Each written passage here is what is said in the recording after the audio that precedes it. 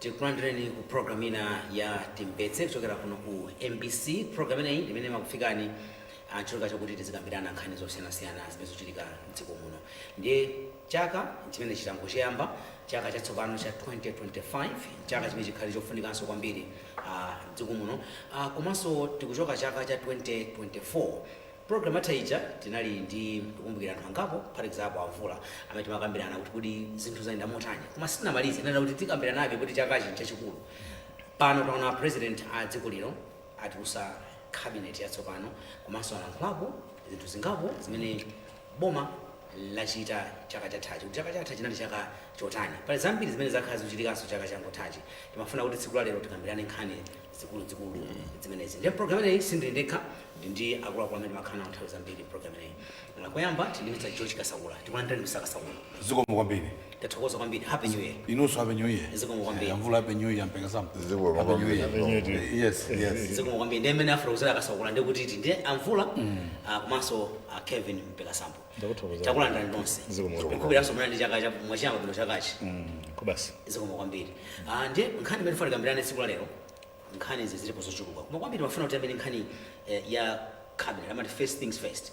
Tiyamene nkhani ya cabinet. Taona cabinet yatsopano imene president atulutsa usiku wangothawu. Mungafuna kuzorana zokuza cabinet. Tiyambe ndi Mr. Kasawula. No, a president anatiuza anali ndi address kwa ife anthu aku Malawi eto kuloku dzulo.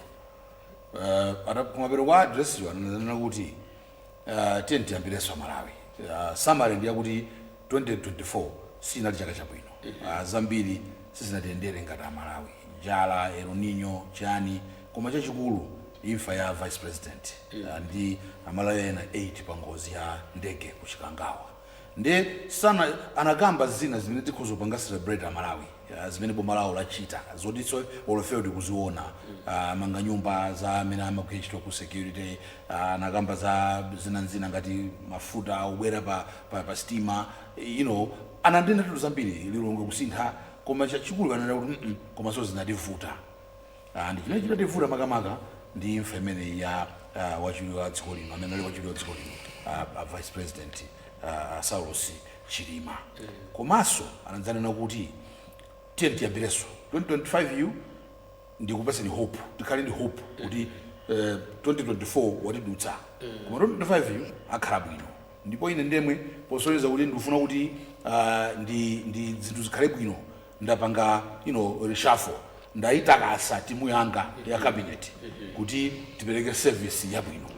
Anakumaliza kutengo mbene usipana tele 5 minutes 10 minutes. Cabinet ija secretary with the president cabinet my colleague Zamba nkuitulutsa. Ndipo tinaiona kuti ena achokamo, ena apanga maintain ma position awo, komanso abweresa nkhope zina. Ma ministry ena awagawa ngati for example maphunziro na higher education, Olmigezeka Dr. Jessica Bwira, then Maika Mbauwa akhala ndi basic education. Adula ku Homeland asintha kwapita ena ndani waja Achingoma Nyamata Achingoma azikale apitisa ku mining. Pamene mai Monica Chingana muno awochosa ku mining kwapitisa ku defense. Kandawire ayikaye pa bench. So ndi timu munthu olompira coach amanena kuti kodi tipeze chigoli tifunika kuti tikendani kodi tisitema position kodi uyu ni msinthe tactical fa coach chamatonena kuti iwe umenya pakati apa pite ku right kumene kunkopheka wakakhala iweyo uzikakhosa bwino mu box kuti na amatopanga zimene coach amatopanga zimene. So ndiona ngati kuti ndi a president kunena kuti timu yangayi ni ipange rejuvenate, ni sinthe, niongezere mphamvu, ni chotse uyu akhale apa mwina apa pamene akhozosera bwino cholinga chotera apereke service kwa Malawi. So ndikuona ngati kuti ndi cabinet yabwino. Aikamo anthu pazifukwa zosiyana-siyana, ena alandira ma promotion momwemo, ndaona Achomanika alandira promotion, is now a full minister.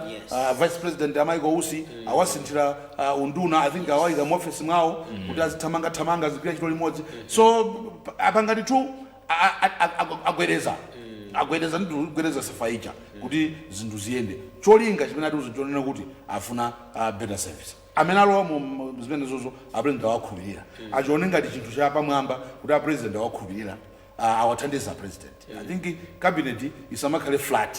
Cabinet isamakhale munthu ndiwe duna koma upezeka kuti weekend chapasi ukhala pakhomo. Isi nthawi yokhala pakhomo. Ni nthawi yothamanga ukagwira ntchito za boma. Uyuza family kuti ineyo tu mwina mbafatsa kaye. Ineyo as long as the home is okay. Mundirole kuti ndigwire ntchito ya boma. Chifukwa ineyo have a higher calling imene ndifuna ndigwire. So to me my advice is nduna zimene zapanga maintain opposition nawo zitokoze chauta kuti apresident sana zijulule uzichotsa mu cabinet koma agwire ntchito amene abwera anyawani awayikamo chifukwa kuti awaona zina zake. My Joyce Solo for example, Olimekeza Joyce Solo are on cabinet. Kopeza nyawani zimenezo. One of the new faces. Pali cholinga chimene president awayikira mu cabinet. And cholinga chimene chocho chifunika iwo achikwanirise popanga proof kwa president kuti simnalakwitse bwana ineyo am capable. Otherwise the president is free to he can even change his cabinet every week if he so wishes. He has got the powers, nobody can stop him. So the fact that awakhulupirira agwire ntchito so that the president should say, aha, I made the right choice. We don't see the bombo anzanga apitirize. Chabwino. Timve yankhula mwamba amene ayambira Mr. Yes. Iniyo munamva president akuyankhula mmene zayendera chakachi changothachi komanso ndi cabinet atsopano. Iniyo mwankhula zotani mmene mwaonera mawu amene anayankhula president komanso kuzabwera kenako nduna zimenezi. Zimene anayankhula president zimene chaka chino chayendera chathera. Chatachi. Mwinaso ilo ndine blessings ndianza trapa achereuka tinazera nkulaso lachiwiri kuti takwizana nawo president kulena kuti chaka chino chinali choputirapo ife tinachipanga describe kuti chimenechi ndi thumba zambiri.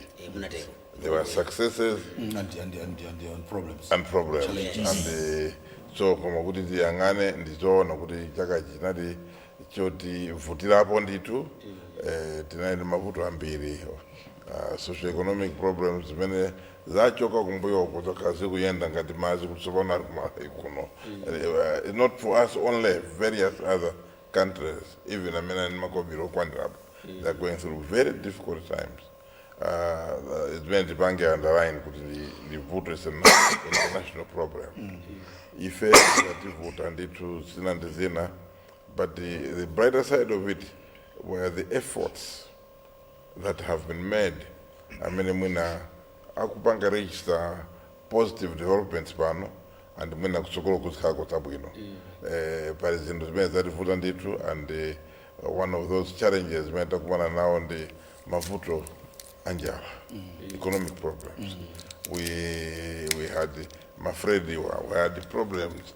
And the ngamba paka pano we struggling and anazana kuma chimanga chikati kutomona ndi muna mvula yamba kugwazuru kuma sinaisa na bwere. So those are challenges. A major one which is still going through imedi kamba mwantundu winaso njoti tinaonekedwa ngozi ya vice president ndi anzao ndi na mena nakwera nawo mndege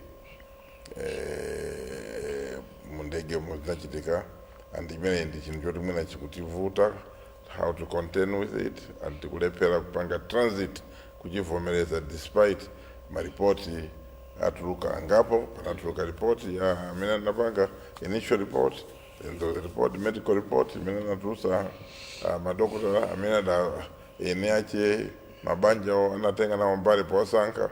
Then there was a report inquiry. Project yamba hii tikudikira kukhala ndi final report imene ingatiuze mwina some technical issues zoti zitiuze ena kumachula za black box nanga zimene za jaji ajanganazi ziwa zimene zizi mpana libe commission imene muja amene akanatamanga ndi nkhani za black box kandege inaliwo kale kainali ya chani you needed technical people, manufacturers. Yes. So and that has been made very clear.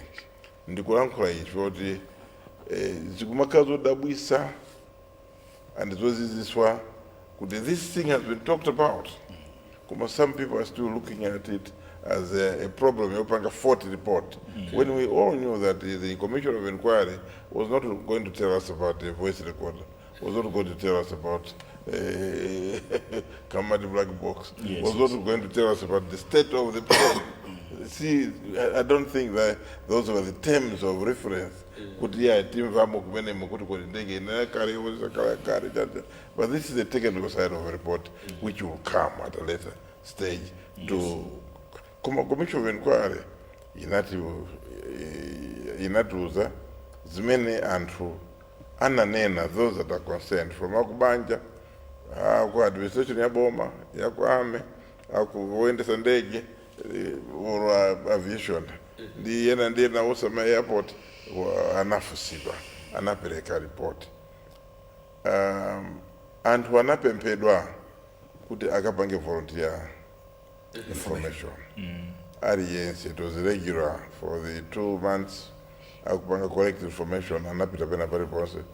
And then unfortunately panopo ena amene anapempedwa or anthu amene anafuna kudana ndi mwayi wakapereka ma views yawo or the day akupanga trash report ukhala ngati usakhala. And I don't know, I mean, this is the problem. Mwina iwo amafuna zinthu zimene maganizo mawo amafuna zikhale mu report. Amafuna report ija inene kuti amene andagwesa ndege jandamvula kuti achole munthu wina kuti ndamene anabisala momwemo ndio tanaye ndege momuja anaika mabomba oya abantu ajana anaprovoka sana tse mafuta dala kumbuka komana kuombera wafuna kuti ndege jasina agwe inagwa anthu inaenda ma stage anthu ajana sisa pena paje kuwapa ndikwagweza ndege kuti yakagwe. So all those are conspiracy theories. I mean, it's typical medical career of fit like beliefs. This is a simple accident, and I think information corrected the minute denial. So that bit works. Conservation material done that is a compiri. Tena kuti antu amene timawacha kuti ma moralist amene amatitandiza kuti sogolera mu maganizo athu amatipempherera mwina kuti yaye zinthu tiyendi pange chonchi Mwanza kubo msusa. Ndipanga boso comment kana. So mimi mimi ndipangireka ocha ndenda magazo abweraso. Yeah, but no basi wacha mvula nikhanza bili koma amaliza asema ndipenda pasa mpata so where's ukazo dabisa and it is creating kuti zimene zikutana kuti tima wake ndijani. You want to drive a narrative ina akuchipani koma UTM yena wasogolera wao tapanga commission inquiry ina tikazalwa mboma so pano ndi mufuna kuti mugwirise ntchito ichi ngati campaign tu kuti muzienda na manena kuti ayi tiendi voterere chifuna zapanga commission ina or mufuna mpange bwanji tanga mufuna mpange bwanji. What is this? There must be some closure. I know we all loved Soros. Tosefeta nkwanda nyamata jarani bwino kubangozi mulungu. No, God is merciful. Amasanga tosubira komwe and wena zisale kwambe uzikoli kulibe orena kungochoka pampano meta khala pano kuponyamuka pano kugwa kufuka ngoya o mazuro posa kuchoka muno basi muvo kala ngalo moto kuchoka ko chirole cha dusapo o mudaro ni chali cha momwe. So I mean God amasanga pamene munthu ali yese iwo ma moralist anzathu ampingo amatiuza kuti zivomera kuti tizikhala okonzeka. So mwina that area ndiye khayolwe. So mina kuti let's not ndisabange bereba ndibweraso koma cabinet kwa ine ndiyabwino. Sana isunthe kwambiri angwa panga shake anthu within. Obviously akudziwa kuti kwa santayo chepa it will be difficult to bring in too many new faces because ndo adu separating cave imene kuti anthu aja kuti azorowere ndoti azikhala marena paka kuzafika nthawi ya masankho. Ndigwirizane ndi George kuti we hope kuti pamene anthu amene awapanga shekiwa ena awarowesa mcabinet apanga deliver cabinet the extension ya president zanja lawo la president prerogative akhoza kumasankha pa cabinet Monday, Tuesday, Wednesday kusintha amene angafunire angoganiza kuti chipo so ndi chinthu choti mwina ife sitingaikepo mlomo kwambiri koma tikuzindikira under press kuti ayi ziliko bwino tiwapemphe amene alowa mu cabinet ndi onse amene ali momwemo. The biggest weakness has been kusamuthandiza Chakwerayo, because you find that it is only Chakwera who is speaking, articulating issues. My cabinet members, with due respect, Mangokara. If you look at individuals, One or two. how many Amapanga conduct my meeting, you find it Chimwendo, one Chimwendo. Yes. We will find one Zakare. The rest are really quiet. The others are Angokara more my office air condition. Capital Hill. I know you are very angry to hear that comment, but it's a true comment. Do your own assessment, because this thing, I'm an analyst. I don't sit here to praise anybody. My job is to say what people don't talk about.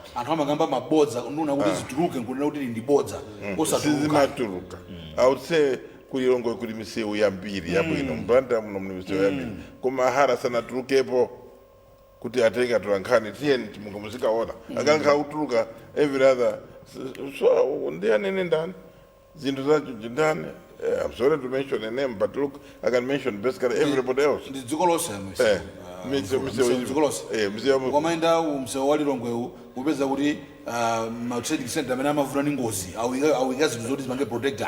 Simnabidi wakasungu. Yes. Beautiful road from Kia. Zikuchitika zinthu zambiri zimene zikuchitika. But look, anthu amene ali ma duty bearers, my extension ya president sakuzira nkura. So the next 9 months, I hope everybody, I mean, in end as for Merondo now, the aim is good. You must be able to project as many as you must be able to say things, and Mwina showing that Mupanga recognized with Vemuchita is Wakuchitan, Akutuman Nidan, the president, and I'm going to choose in a president attaching to a development program. Zima Kufutan, Rima Uma. This is not Akuba is now. Afuna Sona, you are a carry war. And you know, Facebook politics does not help calculating Chito background. And Chito Yanu Msakare di Kantima democracy is a competition of ideas in Mozilla and Kurazitu, and Zanu Agamabela and Amaromba challenge him on facts. Don't challenge him on over the budget, but facts. You have a government, so therefore you have the information. You have everything that you think needs to be passed on. So, yes, if the Gula Jesse, Dr. Jessica Kabwira, congratulations. Our Mai Chitsuro, congratulations. Yes, I think he. Yes, Bendito Chambo. Bendito Chambo. Ezekiel Jingoma, hard working media young man. And you look, these are good. But look, Ubwino one is not just to be in cabinet, but Ubwino one going to mupange project. Gurisani, zimene zabwino zikuchitika. And you know, Akabwira, we expect now Muzikala Mulipa for television. I think you have the platform. So as a Japanese person, when I'm a bisala, come up and do project in Zabwino zimene zili minimum Zambiri and push. So mwina ndisiyeleka ipo mwepo. Chabona mwankhuladi kwambiri mvula. Kuoneka kuti mwana ndi zambiri and ndi zambiri lero. Zimangobwera zokha upanda uzikakamiza. Chabona tifika kwa Mr. Kevin Mpekasambo. Mwambatu mene yankhulira akuluakulu awiriwa pa issues awiri amene tayamba nawo. Kwambiri mafuta imvero mawu amene yankhula president komanso cabinet. Ineso lopasene mpata tikatero tibwere ku nkhanina. Zimene anayankhula president dzulo nkhani yaikulu kwambiri kunali kuvomereza mmene muja muli anapanga zinthu zimene ma president ambiri akhala sakupanga koma taona kuchilowere ni mboma Dr. Chakwera amavomera pamene zinthu zavuta. Chaka chino tinali ndi mbali ziwiri, uku tachita bwino, uku sitinachita bwino. ndipo kumene tikire bwinoku tithokoze mulungu kuti anatipatsa kuthekera kotero koma kumene sitinachire bwinoku tiye ntigwirane manja tipemphere tonse kuti mchaka chikubwerachi tiyesetse kupungula zofowoka kapena ma-challenges amene takumana nawo.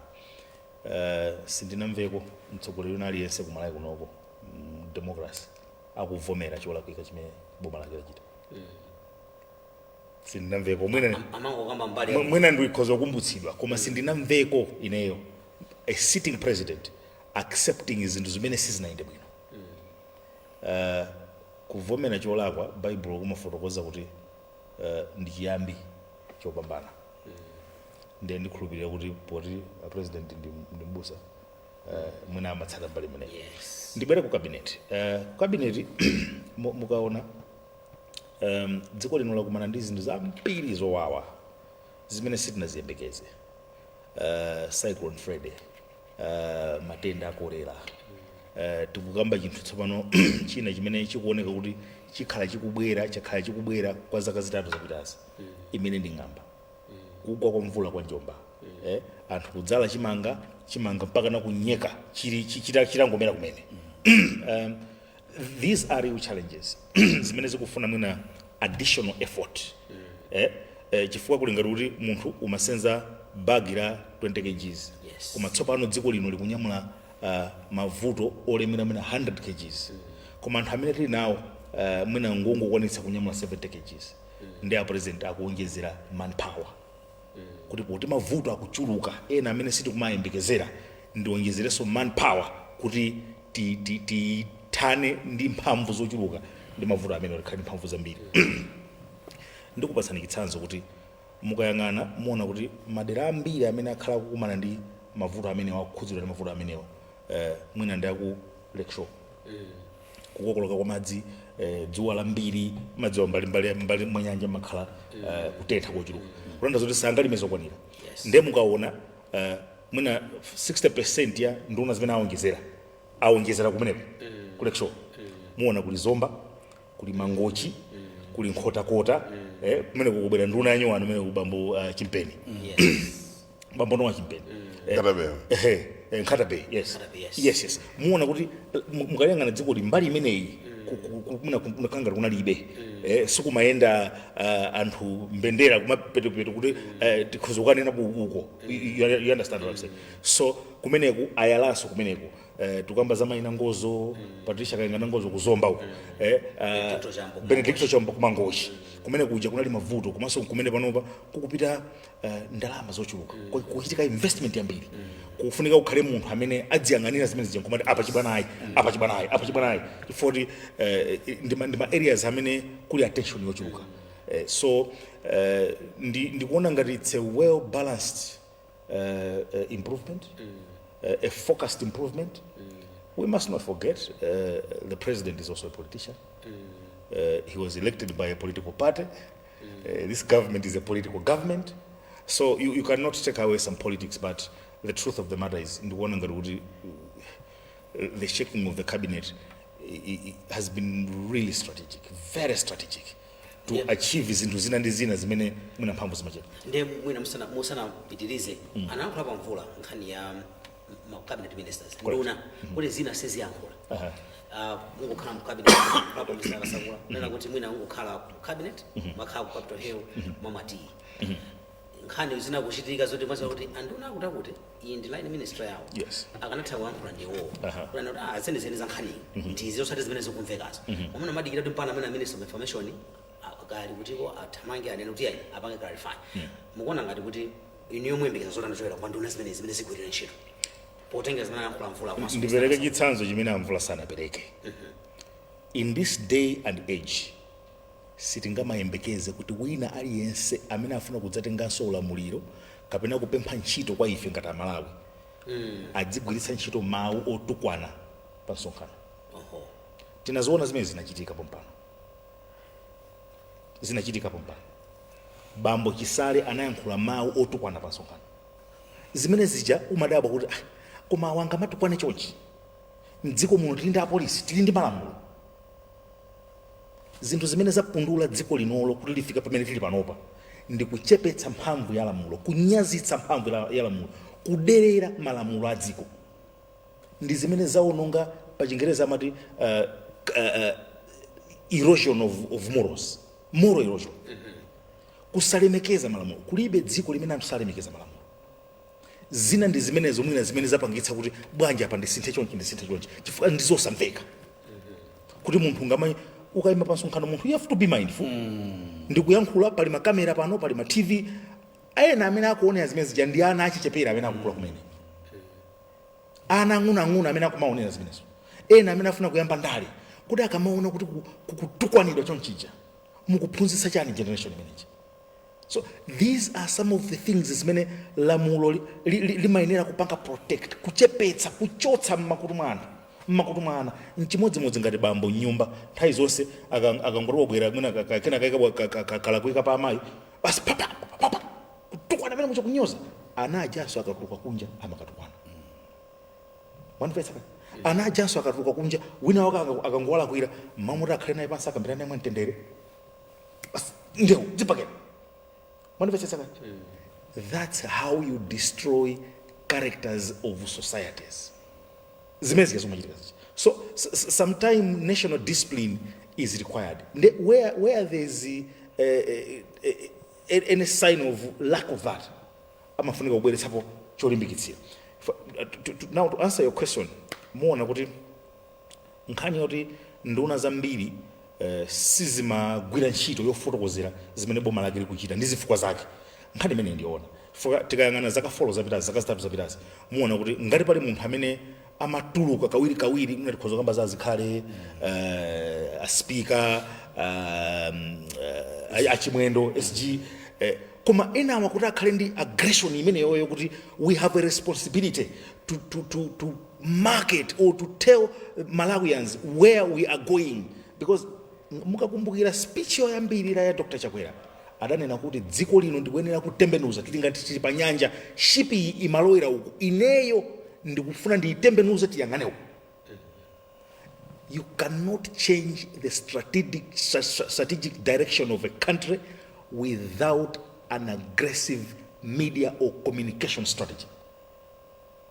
Amene amapanga hold manto ya communication strategy ya policy ya mtsogoleri oyambirira ndi ndunazi kuti adzifotokoza kuti kumakanjira anthu avutika nthawi yayitali tikuikako ndalama mwakuti pano nsewu uli mwakuti nsewu wa M1 akukamba George amayenera kumafotokoza pano tayenda mtunda mwakuti pa Chingereza amati developmental report. That is what gives hope to Malawians. That is what gives expectation, raises expectation kuti tikulowera ku direction yolongosoka. Ndi chifukwa chake maona chifukwa cha pay ameneyo anthu ena akhala kumakamba za bodza uko adena afuna dzipha ansembe tinamva panena kumakamba mpaka na kulimba mtima kuti akongress afuna dzipha ansembe. Total lies. But nobody comes out and says no, this is not true. Mpaka na anafika ponena kuti president wamwalira, president wapola dziwalo. You understand? These are very dangerous things that distract the attention of a country, focus of a country. But nobody, apart from the finance minister, the information minister, it had to take the president himself to come out. That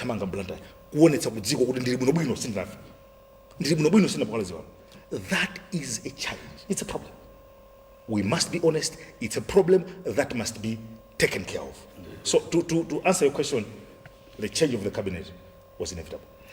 Mr. Kasagula, I'm afraid you're passing the pattern. Bankhani minute. Tunajongkanina. Ineso mfuna mpata.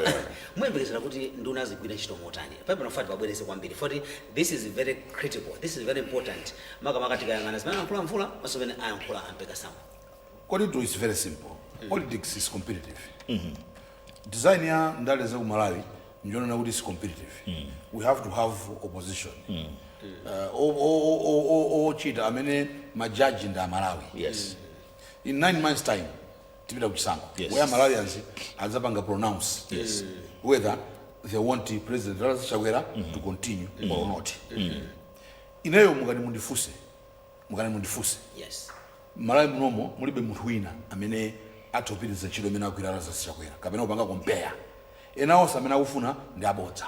Amtalika ndi wokalamba sayenera kupitiriza azangogona ku State House so amalawi kuti apange mistake upanga usankha mthalika kuti akhale president 9 months time asankha agogora zikagona in the end ajautopseza aja ngati ndani amakamba ampeka sambo achisale namene azizalamulira iwo aja ampeka sambo akazawo wa president geto mthalika ndi anzawo ena amene ndo sangatithandize dzikono namene azizalamulira apo ndi azakogona akakhala akabambe is a political fraud niwabodza waba chipani cha ina yake chongofa kula alibe kuyudiye mukabambe wangobwera fodira sosalo chima watisiya is a political fraud angofuna pando zongofuna zochenjera zina zake samvere I can go on and on and on and on and talk about everybody amene afuna president amene afuna president achakwera ali mavuto ake to me sone that chakwera that can do the right job for jani mphona kuti salimbana ni mutu is focused zikona kumana mavuto opsa koma is steady sana mavuto the problem is that some of the ministers including amene abwenezi akubira president safuna kwathandiza president kufotokoza ubwino wa president why it is absolutely necessary that the Dr. Chakwera should be given another vote for the survival of this country sakufotokoza even the things that are happening on the ground sakufotokoza bwino it has to take the president himself and a few ministers to explain osewo kalipo 31 atakhala kuti weekend ija akupita mmidzi nkumaka fotokoza zimene zikuchitika mumalipikitsa anthu kuti all is well mavuto tinawo ndi awa koma this is the direction that the president is taking sakupanga mokwana zimenezo in the end there's a danger kuti anthu akozokhupirira munthu ondosangathandiza zikoli akozokhupirira mtalika akula akatira nkubeleraso ku state house you are opening a loophole koma zikangogona is a fact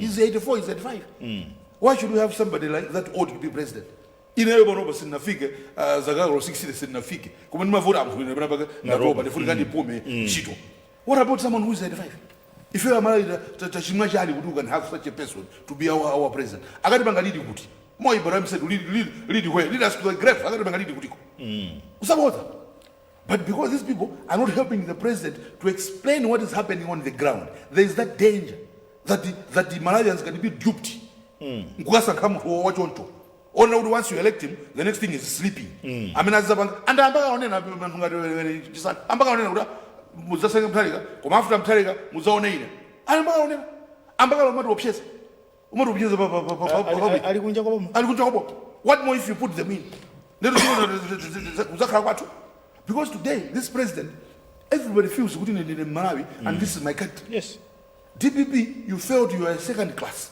amatichula kuti ndifa aperezi aperezi mamene ndi mperezi whatever you mperezi means si watu mawoti si watu dambisana anthu athu DPP today nobody says so you si watu today we have a country where the president is actually doing more development osati wow but away akugawa chakudya osati wow koma away kumwera kumene kuli njala kwambiri kumene mpisa chakudya chambiri kumene koko of course central region njala iliko kompea ndi kumwera ndi kumpoto pisa ndi chakudya kumene sukuli kwawo awawo asangapanga zimenezo amafuna zonse azipanga zimenezi zili kwawo so to me ukandifunsa funso la nduna they have a mission and the mission is to ensure kuti dziko lino lisalopire mikango and that has to be and the only way that can happen kunena kuti anthu awauze zimene zikuchitika awauze anthu kuti ifeyo our best bet panopa ndi Dr. Chakwera this is no other person sayambana ndi munthu amatukana every day komanso is focused amalipikira ntchito sagona tulo amayenda opita kunja ukafuna makobini zimene zonso Amalawi afunika auzidwe kuti ikazaona tsiku lovota asizamvere anthu awo amene afuna kuti angofuna atenge boma for their own good for their own pockets kuti mdala uja azikagona iwo they are busy rooting this country because he's not going to see he's going to say this is a fact. This is a fact. Mkulu umapuma. You a goko. You're supposed to sit down. Sima berega the most difficult job to an old person. If you go musikucha. Ama gombama na ni mazgoko. No. You send young people. Na mina bila kumando umama. Energetic people. Na mina bila umama. Ako kama kukhala mangolongo. Zidadele. Ngolo zadi ba. Omaseke sana. It's normal. You should have more guests. Simu anoso. Kamena kuti ndulimba ndi anthu okalamba. Ineso nali kukupuzwa tu. Akalamba thoku meneko azikoko anga amanti anga azibambwanga. Osa akulakula. Iweso dzakala. Ineso dzakalamba sikuti. Sindinganene kuti ndipite kumuzi kapasame ntchito yowawa kuti yagogo ine namene mugwe ntchito yowawa zedi pano mumuzi ndino mkakumbe manda ndikuti mutu wangoyenda bwe. So Malawians, are you sure we're going to give them, because to be president is the most difficult job in this country, most difficult job. Palibe chiro yovuta yopambana yo president. Everyone looks at you. Anthu munthu ulibeja kuti ndipama motu ukalime ukalani ukuthi ndichakwera. Achakwera president mfuna azakupasani chakudya azakuphikana chakudya na president ndipama. Inosa kafuna chakudya kuti sabanyala lubaki. Iwo swali mbanjalawo. But that's the nature of things. That's what he signed for. You need the person who is in the best of his health, who is strong, energetic. Osati zongo khala basi body awanga kwathu ndeni avoided nsati bwana zimenezo. Zimenezi zimene kwapapa nozi nzofunika every weekend pa ground anthu akuva. And amene angapita amene ndi authority ndi nduna. Sakumapanga zimenezo. Sakupanga mokwana. Akumapanga pali SG achimwendo zikhale ndiyena akumapanga aspika akumapanga. Koma akanakhawula upanga wose bwezi uthenga utafika kutali. The status quo would have changed. Muli mabodza mdziko muno. People rubbishing this, rubbishing that. Oh, is Zatani. Nduna zili do. Or you know I'm in phone kuno kwembisi. Anona phone ubeza no ndibise ndiyangana information ndijete ndilikunja. Mukuziwa zimene mmachita mukunyuzuru mavura amene mmakumana nawo. That's what I'm talking about. Maybe ndivire bombo zikomo angula mafuna ndimati ngolangula pang'ono cabinet asankha a president amene wasankhidwa or amene ampanga return mu cabinet aziwe ntchito yake yoyamba kuti ndi extension chikuza mawu cha president delegated powers because a president amalankhula policy issues koma kuti zinthu zija zikafike kwa anthu ndi kuti zimayambira pa nduna iyambe kuzisisa pansi kukalankhula. So advice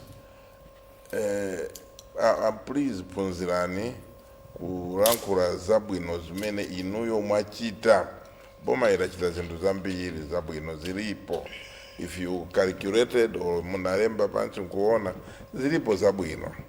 But the biggest challenge njonena kuti anthu asamata kunena ma story yawo abwino. They're not able to write their own good stories. They're not able to communicate their own big stories. The biggest challenge with this government and this political machinery is inability to communicate. Embrace the media, the power of the media. Kukhulupirira kantima kunena kuti anthu amaona anthu saona fika maonetse auzidwe. They must be told by who. Tiyambire panduna, tiyambire kwa anthu achipani, tiyambire kwa ma media teams alipera ndipena. Ausi ngati vice president akupasa udindo wina additional. So far you're doing well. Autamanga. I would want to say kuti mwina mupitirize and engage an extra gear for your own self as a person who has got to care of your own political life, but also to show kuti you are the appropriate replacement palette Chilima. I will ask you, Vice President, Mpandu Makarao is because your brother Maremu Chilima died. Muzipitako kuncheo, see people in cheo. Anthu ajasimada ndaule kuti mwana watu jana mwalira. Tilibe muntu amabwera kuno. Kuzatuona. That's very important.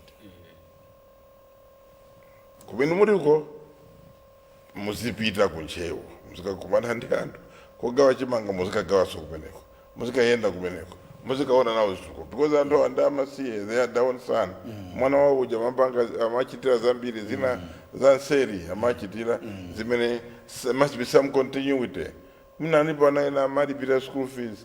Today they are sakuwalipira school fees kulibe zinthu zambiri zimene zikuchitika. Mina alipo makolo ena matandiza pa mwezi. Mina machitira zinthu zina zochitika. Can he maintain that continuity? Arwa mpando muja izindare anthu akuncheo they must not feel kuti aifende kuti pamene watu anapita ndo kuti ife this government that sizienda. So mwina chimene chinthu chofunika kwambiri ngati program analibe ayambe kukhala nayo assisted yes ndi anthu ena nduna zina zimene zilipo kumusiku mwina for this government kuti image yake ipitirire kukhala yabwino pali zitukuko za misewu zimene zofuna kuti anthu aziziziwa aziziwa kuzera mwa Jacob Hara kuli misewu tukulowa chileko imene sinayambidwe anthu sakuziwa progress iliyonse gwanda chakwamba highway sidikimia bridge chapananga akulira kwambiri ntsika uja nzimaye MP wachizimaye this doors. Yes. She's complained publicly talking about bridge chapananga. Now, it is important that Jacob Hara must be visible. This government will do much better if Jacob Hara and his machinery were visible and telling people regularly. Kumpoto kuri inkose makosi mberwa university. And tusakumva chili chose. Gender dingeni janta ndivise uyakumino yakafukure. And tusakumva there may be progress or no progress. But you're not talking about it. You are not. Even so many George Anadusapo, wajoga pa airport 10 of Kafika huko. Ukonzelo watu ukukonzelo. No one is talking about it. And if you look at the pakati padirongo pali misewu yabwino kwambiri. Nothing. Kuti boma ili lipange chintu china chake chabwino zitengera Jacob Hara to up his game, to improve his game. So far, he may be working, but look, to be a cabinet minister, you don't work quietly. Mugirizane enda Kunkuyu, because Kunkuyu is actually the loudspeaker. You are the provider of content. Yes, it's content. You must provide the content. So you don't use Kunkuyu to create content. He cannot create content. Yes. He's not specialized in your ministry. Peter Ninaye Rimosi in Usaope. Because you provide content. Yes. Kunkuyu provides she amplifier. You go down, Akaware, doing very well. But he needs to improve the PR, needs to improve the communication. There are a lot of problems in agriculture. And Okchoza Segwan Misik, and Okchodando the Federals, and Odando Razanga by the Zimanga Chugawida. No one is talking about it. This is a beautiful program. Mongo Sierra Commissioner, Matinga Commissioner Charles Kalemba. Dareba. I mean, just one that is Angaime Apaja because that needs to be talked about on a regular basis. So some political force must be there to realize, and we think that's something which needs to be looked at. And if you go down, please, and this goes for everybody. So RES, I mean, nduna ya sopano or nduna ya kale aziunike ngati samata kuziunika bwino kuti aziwe hama ndikupanga bwanji afuse George afuse anyamata oive tikhala nawo pasi tinena kuti tunachite bwino mwina za ku office cabinet uko mukoza kukwiya kuti yaya kuti kutela nkula pa wireless. This is a public radio, you are doing a public job, so imene imafuna public scrutiny. So sikudana nanu koma nkongonena kuti you must improve the way you are doing it, and for the next 9 months you must be able to talk to people, talk to the voters, fight the disinformation campaign.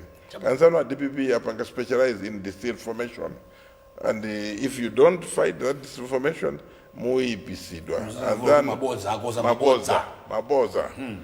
They will want to plan things. They will plant something. Afuna kuti mabishop awapange. That's the narrative ya boza. Kuti supano zikawache dikira mabishop iwo watu maso antu. Kuti akapange chiwembo. So no zikatukazi zikajidika azinena unda MCP. So because you're keeping quiet, you should be talking about it. You should know this is disinformation. Ndatokoza kwambiri mfula. Mr. Mpega Sambo ndopasa 1 minute. Mwina mmalize fadi ausala mfula kale kawiri. Ndopasa 1 minute mmalize. Titayo kutamanga kwambiri. Tufate figure yangane mbuyo. Mwachidule kwambiri. Mawana usiriza ndotani bakhani bene. Tiwa kwamba kwa bakhani ya cabinet. Ndi kuti nduna zikhale ndi ntchito yokuti amalayi mziko muno aone ntchito imene boma likugwira. Kuti boma likuwachitira chani. Mwachidule kwambiri. my honest analysis is kuti chifukwa cha kukuwa kwa Malawi komanso chifukwa cha kuchepekedwa kwa thumba lathu la ndalama mwina president anafuna kupanga compromise ntchito imene ili kuma ministries awiri amene, because we are saying this country is a construction site today. Mavuto amene ali mdziko muno ndi ochuluka. Mwaona zimene achita ndi ku Ministry of Education. Ministry of Education is one of the biggest ministries in Malawi. Ministry of Transport, one of the biggest ministries.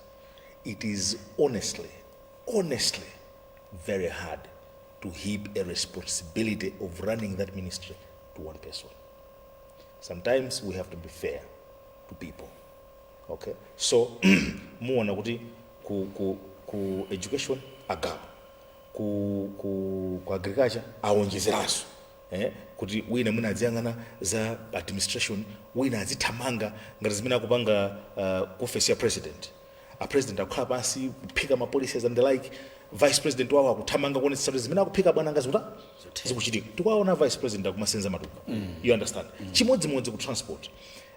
Ahara mwina akuthamangitsa izi mwambamo ndiye kuti adimba tsopano ndi amene azithamanga kuonetsa kuti ukuzachitika. Kodi ukuchikufuta ndi chani? Ndi akabwera dziminyana tsano mito pamodzi koma ndikuona ngati titere ndapita kuja kusizana bwino. So to some extent zina chifukwa kuti Amalawi timakonda sitidziwa kuti kodi extent or amount of ntchito imene makhalako ndi yayikulu bwanji. Ndiye ndithokoze kuti a president awonjezerako manja ena kumadera kumene ntchito ndi yochuluka kwambiri. Mukang'ana kumpoto misewu imene akudandaula ndi ambiri, pakati imene akudandaula ndi ambiri. Amvula akukambaza ku munthu mmodzi kuti akokhe zonsezo payekha ndi ntchito yayikulu kopya. So ulendo uno awapatsa achiwiri awo kuti at least athandizire zichani makamba zicha kuti nthawi zina mphamvu zikachepa mufunika kumpatsa munthu wina osati kungompanga blame kuti uyu akulephera koma kuti vuto lake ndi chani kodi uyu ntchito yankulira bwanji ndimpatsa munthu amutani amuthandize. So in my view the president has been very strategic and zimene amakamba ziro ndawonjezera mphamvu mwina kuwonjezera mphamvu wake kumeneko.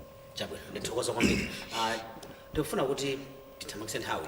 Chaka changothachi mungachepange describe manje tikayang'ana mmene zinthu zakhazi kuyendera. A president anankhapo mavuto angapo amene analipo chaka chathachi ndi ma success. Mwafa tiyang'ane inuyo mmene mukuonera kuti chaka chathachi ndamotani ma areas amene mukuona kuti chaka chino tisalimbane so mmene ndi zimene zikhala tipita tsogolo. Kozoona nazo tani. Mwachitsanzo kwa nkhani imene takhatu ngati iyi ya vice president manatisia. Mutakuona kuti pakhapali zinthu zambiri zimene zakhazi kwambidwa kufikira pano. Nkhani kuti kuti pali ma efforts okuti atamvetsesena chingende chani koma palinso ma efforts ena ankhani ya disinformation imene awamba amakamba misamvula. Mungafotokoze kuti imene mona chakachi ndi chitsogolo tikupita inayo most of the nthawi blessings in the church. Imfa ya vice president Salos Chilima ndi anthu ena 8 ache mwina ndolina lifulo lalikulu kwambiri limene latipeza ngati mdziko muno chifukwa imfa ya vice president si imfa ya chibwana komanso imene anaferaso pa ngozi ya ndege osati udwala kupita ku chipatala ndi anthu kumafero a vice president agoneka adwala mwina mmakhala kuti mmozi wati munthu wadwala koma ayi ngozi ya ndege zadzidzidzi. It was the greatest shocker. Chimene chikundimvetsa chisoni kwambiri mpakana pano nchakuti pali anthu ena mdziko muno amene ife manager mamoti tonse tione kuti ni ngozi unless wina wakali nomboni wina iwo akutembenuza nkumene kuti ayi ifaija kapena president adachito chokoza adachito baya vice wawo anakhala pasi kumanga conspiracy kuti timuphe and they are not relenting. Chomvetsa chisoni nchonena kuti panopa tikuona even atsogoleri a mipingo mukama Archbishop Thomas Msusa wa Blantyre Diocese ya Catholic Church umapangana oso zimenezo mwina akapanga akabambe umanena kuti awa afuna ndale akapanga anthu a UDF awa afuna ndale afuna kuti apeze udindo koma when you have a whole Archbishop ugisa chilo aje not ugisa chilo abusing the pulpit and saying oh ineyo sinakhutitsidwe nzomvetsa chisoni. Why? Because iwo aja ali ndi udindo ali ndi authority yo akuipanga abuse iwo aja Bishop alowandale. I think that's the issue.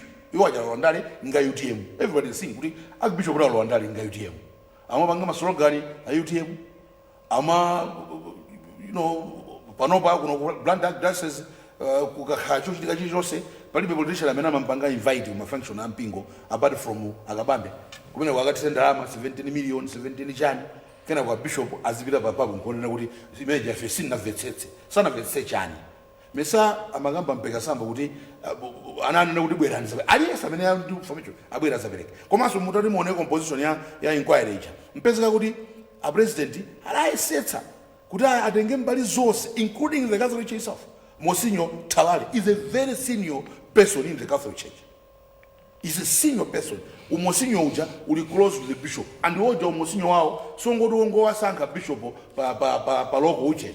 Unajua yeye ku Rome. He's the person that the president appointed urataneza inquiry. Yet he's criticizing that function. He's even criticizing his own Monsignor.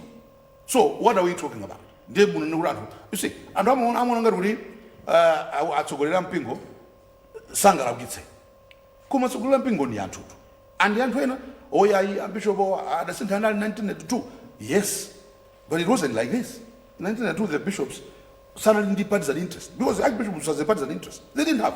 All they wanted was the welfare of Malawians. That's why today those people are legends in Malawi. We always talk about them. Those 8 bishops that signed that 1992 pastoral are legends. Today we cannot be threatening people asagambe zola kukazamuza munthu wina because of using that pastor. My bishop no. That's abuse of authority. In my Catholic, by the way, that's abuse of authority. What Bishop Archbishop is doing is abusing authority and abusing powers because Archbishop comes with authority and with that authority comes power. He's abusing those powers, the powers of the pulpit, to partisan politics, to support a party that he supports. Taking because stand on inquiry, it's the stand that UDM took, and is parroting the same stand, parroting the same reasons that the UDM is talking about. Inquiry, Madam President Adani, Ogo Madani ngatifungwe, Obasan inquiry, trying as hard to include even people like Namiwa were included in the inquiry. Choling that tisa agaone agakanao ekaya inushoka. Also they were included. Madadan. Iraruka inquiry. He said no inquiry. Musapelekele pulukwa ine judge alide. Mbereka kwa. They took 4 hours on MBC reading that inquiry line by line before even the president could see it. He was doing all that show with Ineo, although I was part of it. Sarosim was my brother. I was not part of it. And Ineo he didn't even take the decision of saying go by plane. He didn't even take it. No, now you want to start hammering that person. And then I hope Archbishop can join in such things. And I think if you ask me, Chimenejo, Vura the fire vice president, Vura Laguti, and Dalena, Afunaguti, I think advantage of that death to gain votes as in a Mizar president, who cannot even harm a fly on a wall as an Amizia. Vuron Draguti, we are voting those things. Who we respect, we look up to. Amati Pereira, Amati Lalikira, he's abusing that position to join in Handali. People like Kabambe and Dandani parroting their position in the church. To me, that is wrong. And as well as to go launch a see. I'm calling upon my Bishop to stop such type of things. He is not a politician. If he wants to be a politician, let him be a politician. He cannot be parroting my views, my politicians, and so Bandaum. Because essentially, what he's saying is that there's something that happened. It's not an accident. Someone on my honor. So, if he has evidence, then let him pray to God, so that God should give us the evidence. Should we indicate who killed Sarosia? Because the inquirers are saying it was an accident, bad weather, bad what. He says no. Then let him provide evidence. But he is parroting Zonena za Andali, specifically UTM party. So that is what I'm finding wrong. I expect my Archbishop to be a moralist. He can't join those things, and the other danger is it's like he's inciting Malawians. ku Rwanda tu sitimagamba because mukambagamba nkhani za ku Rwanda mangotchula media media caused iteni. It was media that was saying akamatilangize fa media kati kapita kumakra inurum samapanga masera nziko lino media caused ABCDFG. It was the religious people that also caused that. They were encouraging tribalism, calling one tribe cockroaches. It was the religious people, archbishops of the Catholic Church. It is my church, by the way, but this is the truth. If you Google Rwanda and what you find examples of Catholic Church bishops, priests that were joining those things. Zimamba choncho. You can't go on a pulpit and start talking because Infa is very sensitive. Infa is very, very sensitive. In case it doesn't know. Infa is sensitive. You oroba muzibaja muntu hagamwalira. Mugamanira afiti ndamvula. Then you better be right. Come it causes approach, yani, kwiyantu. Why? Because we lost someone we all loved. Saulos Chilima loved everybody. Saulos Chilima was a friend of everybody. We were all affected by his death. Now, if somebody is going to... ndemangani ndote yani pankhani imeneyi ine nalankhula kuyambira pamene najamfumira Majamfumira. kati muli nkhani iri kufamba ngomba yomweyo ndilankulepo kunena kuti indonena kuti apaka akasakola chipankhani sokutira maganizo andonde ndoni yomweyi so ilingonenapo kuti ineso ine kwa ine ndi nkhawa komanso mantha kuti tikama anthu muno palibe amalawi ife timakhulupirira kwambiri zimene anthu athu amipingo amalankhula. Exactly. We have got the false notion or the belief that chilichonse chimene Alankhula mpingo ndio chiope kandi maka ikakhala kuti walankhula bishop chifukwa timaganiza kuti amenewe ndi amene amakupanga connect kwa Mulungu. We believe in that, and the mwina kakamtenga survey kuti mufuse kuti mmankhulupirira bwanji bishop. They mention the church. They mention the church. Yes. So we still believe. So ngati mundu wachikulira wa church will ruthlessly throw a word from his mouth or her mouth kukalankhula chinthu chimene chingapanga insight anthu. You should know that mwina it is really trading on very, very, very slippery and dangerous ground. Ndi ari ndi cholinga. So ngati akupanga delve into politics ndi kuti is promoting hate. Kuti anthu awa amve zimene iyeyo akulankhula anthu ajadane ndi wina government. Yes. Because that it could not be just the innocent word name calling or name dropping, but it must be aimed at saying, when I and every time I think that is not correct. So then when you link it with the eye, there has been bad blood. Because unfortunately, when you normally speak as a collective unit, my bishop knows.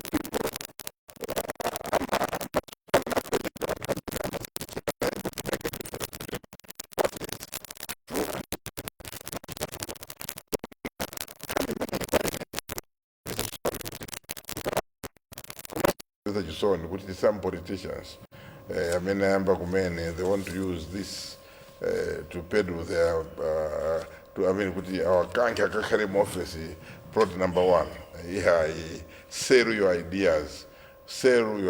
What are you going to do for Malawians? Don't just sit at Chancellor College ndikumana nkhola textbook economics or textbook what then any practical muzachita chani inuyo munali mboma lomwero ndomweyo munali magovernor munali chani munali ST. Say it. What is it? Why were you falsifying figures? Yes. You're falsifying figures. I would do things better now because of Manjira E. Yes. So I think I would say that this year has been difficult. If actually it's still painful, even in 2080, atosi tukwaso and haja. Tizaso wapaka mewatu atosi. But I think the biggest development would be for us tikadusema report wa Jones tizifika closer to a closure kumavomereza kuti I think this is what happened and we'll miss these people let's move on with life tikakhala vindictive kumangofuna kuti tione fiti ndani apa tione fiti ndani will not run short of ideas. Ndize anthu mizu amapha nkalamba zomaganizira kuti mwana uja wamwalira kuti ambwena anabetha kukhanga damene aunkoza anthu akaucha nyumba yanabetha exactly choncho inciting people is not good. So mwina I agree in partly is kwa George, but I can only ask kuti mwina let us be tikhale ni maganizo abwino komanso anzathu amene ali ma moralists remain moralists. If you want to advise members how to vote, simply advise them on facts. Musapinde chikomawa zimene zikhala zabwino and you're going to bring about hatred. And this is makhala zabwino. Azipani, my last word is ife tukufuna maudindo ife makamaka anzatu wa DPP ine ndikumakhandi mantha tikama when you're in opposition you are saying utipangisa kuti andi makhala tocha wakutipanga so nanga mukabwera kuboma kuti musapanga bwanji. It means that everybody will run away. And if you are weaponizing the whole society against a tribe, where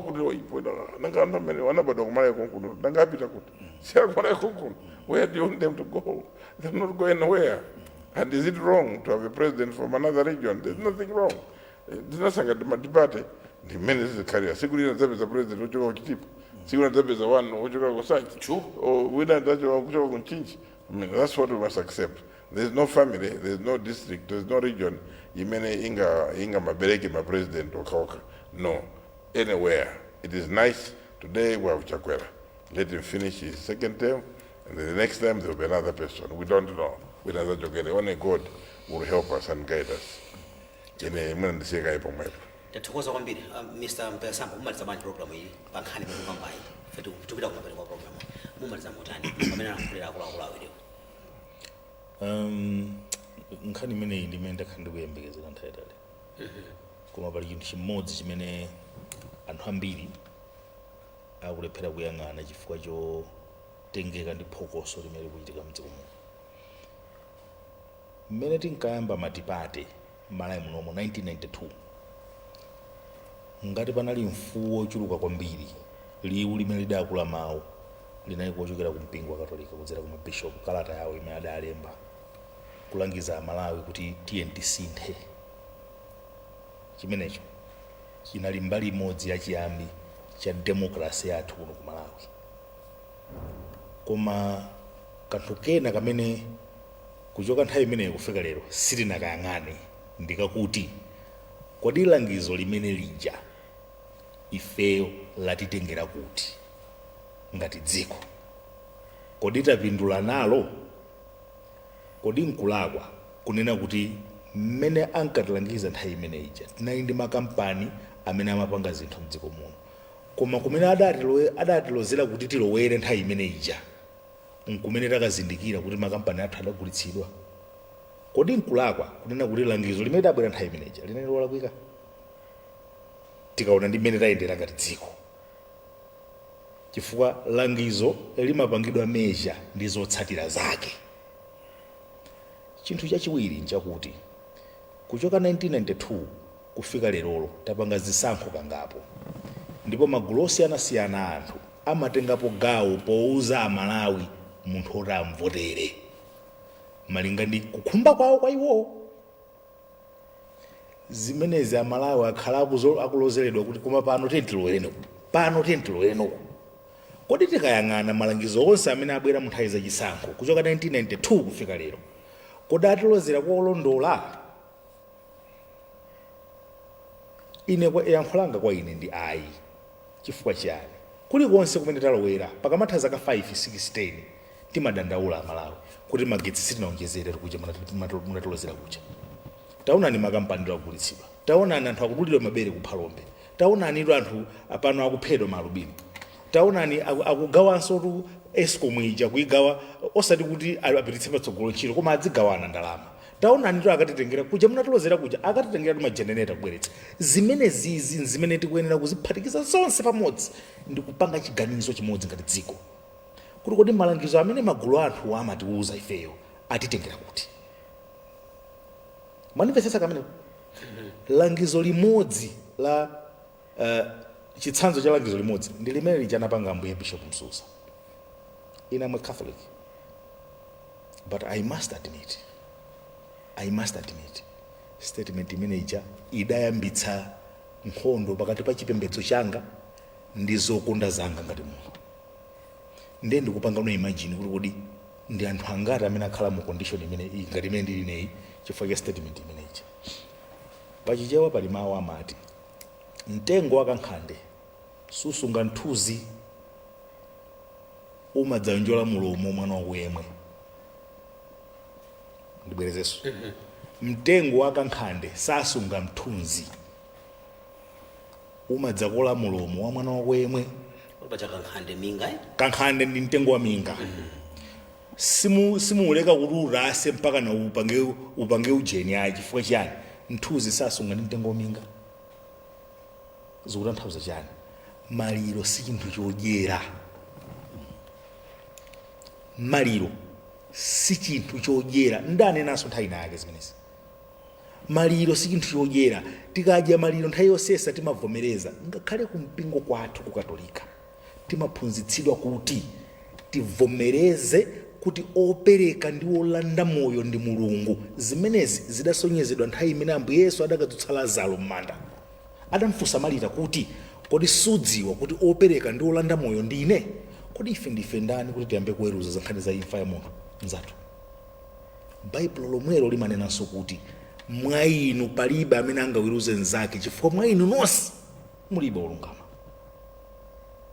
Baibulo lomwelo limatiphunzitsa kuti pamene pali mdima ife ngati Akhristu tikavala makolona tibweretse kuwala.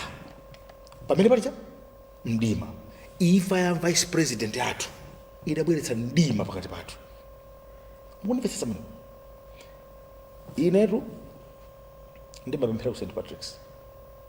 Malemu a vice president amakhala patsogolopa ine pambuyo. Nthawi zina iwo pambuyo ine patsogolo. Ndimapemphera nawo mpingo umodzi, chali chimodzi. Kutanthauza kuti inenso zidandipweteka kwambiri.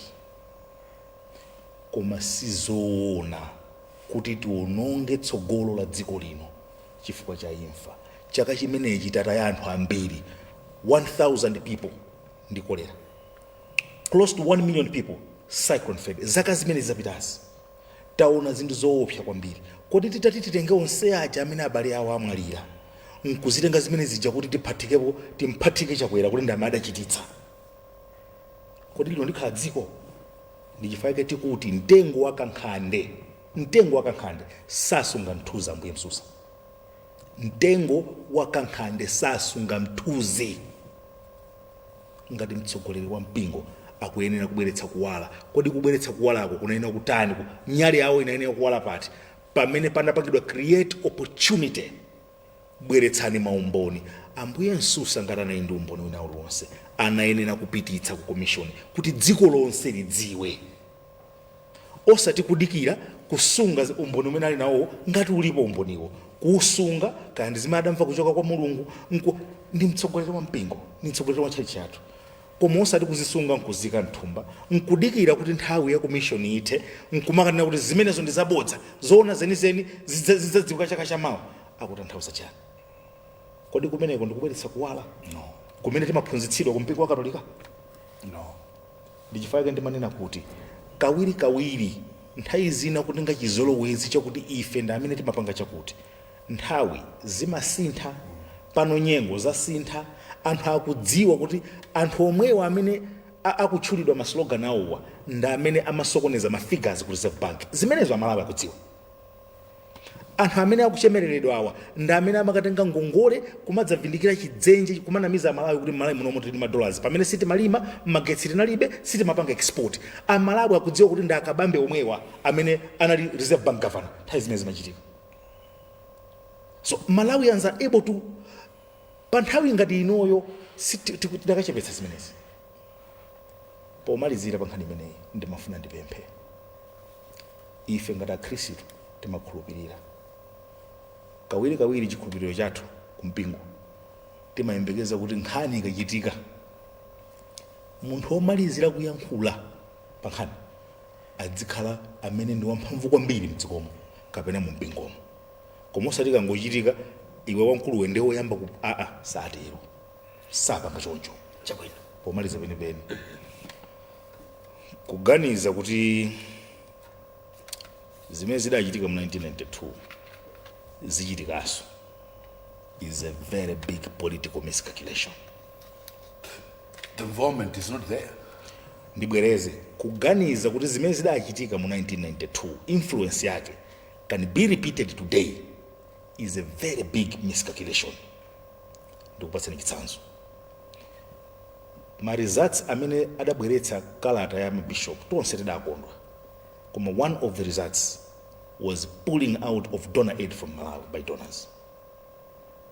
Koma mukayang'anitsitsa bwinobwino muona kuti ngakhale anthu a DPP apanga ma demonstrations kusokoneza chilichonse kutukwana kunyoza mpaka na kufika potenga ma former presidents nkwalembetsa kalata to flame up kuti Malawi is in dire situation. The donors, they haven't pulled out. Chifukwa chani akudziwa kuti direction imene idabwera mu 1994 has been mismanaged for the past 24 years. Ndipo sema donors akudziwa ni chifukwa ikabweranso akudziwa kuti monies today are being managed and they are being invested in the right places. NIF, ADMAC, Loans Board, you name it. Companies now are making profits. Look at Lihako, projection of 600 million profits by end of government year, this year. Those are signs zimene zijandi zitsanzo za good management. Ndiye madonors aja kudziwa chimene chijanda chitsanzo kulibe munthu amene ali ndi maso pa dziko la Malawi akuthwa kuposa madonors. Tathokoza kwambiri Mr. Kasakula. Zombo kwambiri. Ndipete kampata 1 minute. Yes. Mr. Kasakula. Tumalizire program hii. 1 minute. Ineyo, I'm going to address my Archbishop, His Grace Luke Thomas Susa of Blantyre Archdiocese. And my words are this. Archbishop, Your Grace, mwachoka papathi pamene mwene nokhala. You are engaging in partisan politics. In case nobody has told you that this is wrong, ndikhala amatijani koda anso ambekansa njama woyimba beru ndikhala woyimba beru Kugule. iya akuti kugule there's some idiom Ndimafika magana ni mari silamba. chabwino khala silamba yamwe Silamba. Archbishop, you are dead wrong. And zimene mpangazi nzolakwika. In case nobody has told him mwina kuchali chiko ka fellow archbishop sakuopa ansembe akuopa ka Kristo akuopa ineyo I'm telling him here on a public broadcaster partipa ABC what is doing is wrong. It is dead, not just wrong, it's dead wrong.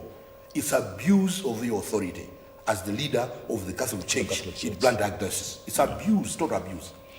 You've engaged in partisan politics, and because that's what is making you say nzona kuti nzosainira kulankhulidwa ndi Archbishop wa mpingo wa Katolika And akunyozesa mpingo wake. and mukunyozesa mpingo.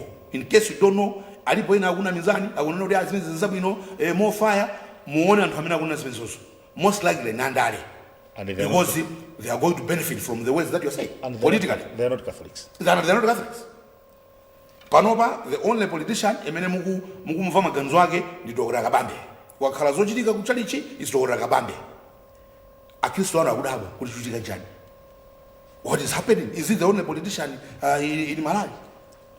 Zoti muzopcheza anthu kuti amwenga Catholic bishop, therefore inelikanena ndiye kuti what my word is what, that is not true. You're not being guided by the Holy Spirit. That is not true. Because what you're saying is wrong. You want the president to be accused of not advice. Wow, that's when you are going to rest. I remember whatever is going to, unless the inquiry says the president conspired to kill his own vice, there will be politicians. There will be politicians that are going to say that is not true. I was dead wrong too, because I didn't expect my own archbishop was going to join that fray, but he has, and I'm saying that is dead wrong. You have gone on a wrong path. I don't think that's your calling really. It's not.